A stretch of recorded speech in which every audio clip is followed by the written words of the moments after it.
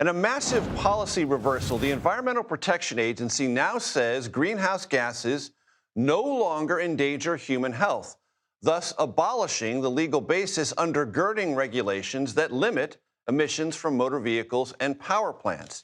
EPA Administrator Lee Zeldin made the announcement today. It cancels a 2009 EPA finding that carbon dioxide and other greenhouse gases pose a threat to public health and welfare. CBS News national environmental correspondent David Schechter joins me now. David, I'm so glad you're with us.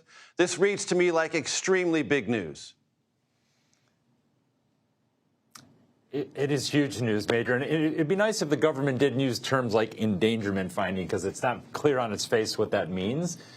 But what they're saying, they're calling this endangerment finding. It is the basis of all regulation of climate change in the United States. It's essentially the only tool that the government really has.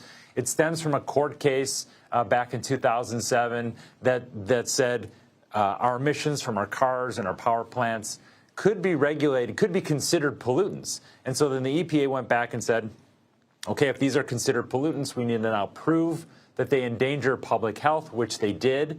And now we've had many years of using the endangerment finding as the basis for the regulation. In fact, like less emissions from our tailpipes of our cars. That number has fallen significantly over the years. That is specifically because of the endangerment finding, emissions from power plants, from factories. It really has been the backbone of our climate policy in this country. And David, to that point, industry has adjusted to those regulations. Industry has adapted to those regulations. Do we imagine industry is going to say, well, we're just going to go back to the bad old days of being polluters?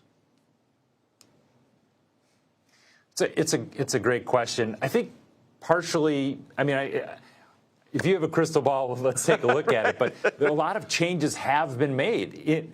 A lot of changes have been made in the way we make cars, that the emissions are down. Would companies then go back and throw out the equipment and the processes that they've used? Probably not. There's also a lot of court action that will probably follow here.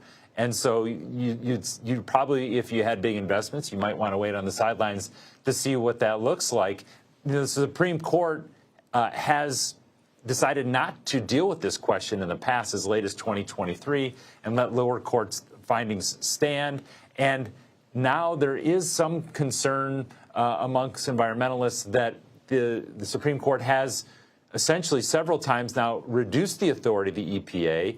And this new formation in this court, would they take up this question, and would they further erode the authority of the EPA on this really important issue? David Schechter, always a pleasure to have you with us, sir. Thank you very much.